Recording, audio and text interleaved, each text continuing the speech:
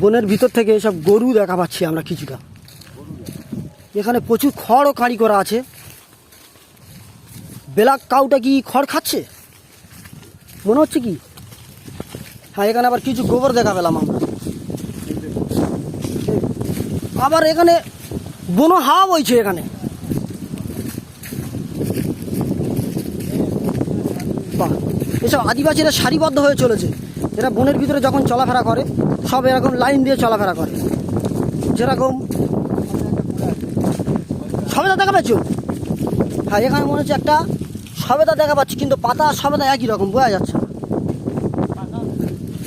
যেরকম আফ্রিকার জঙ্গলে আপনারা দেখেন যে মোষ কি সুন্দর দলবদ্ধ হয়ে চলাফেরা করে, তার মধ্যে আদিবাসীরা সেই মোষের মতো এরা চলাফেরা করছে।